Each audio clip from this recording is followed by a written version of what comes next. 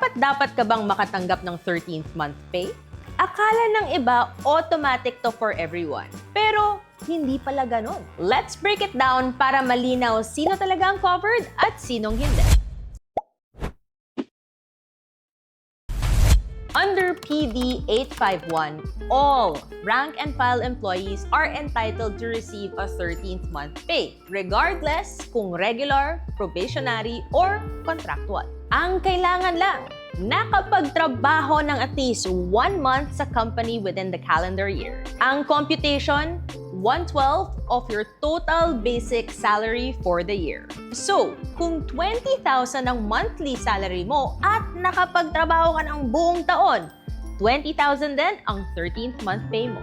Pero kung 20,000 ang sahod mo at isang buwan ka lang nagtrabaho, 1,666.67 lang ang 13th month pay mo. At para mas extra happy ang holidays mo, ang 13th month pay mo plus additional benefits na umabot ng 90,000 pesos are actually tax exempt.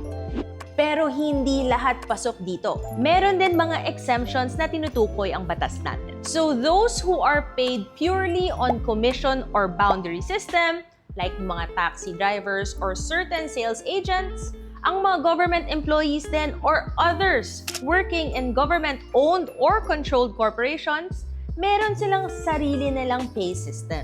At kung yung employer mo ay nagbibigay na ng bonus sa'yo that's equivalent or even greater than the actual 13th month pay, nako, hindi ka na rin pasok dito. Teka, iba nga ba ang bonus compared sa 13th month pay? Oo, kasi ang bonus, regalo yan. Gift yan sa'yo. Ang 13th month pay, legal right mo yan. That is why employers are required to release your 13th month pay on or before December 24. At kahit small business ka pa, basta may rank and file employees na may fixed salary, nako, required ka pa rin by law to give the 13th month pay. Kaya habang papalapit ng Pasko, tandaan, ang 13th month pay ay simbolo ng pagpapahalaga sa bawat manggagawang Pilipino. Dahil ang inyong dedikasyon at sipag ay dapat kinikilala at pinapahalagahan.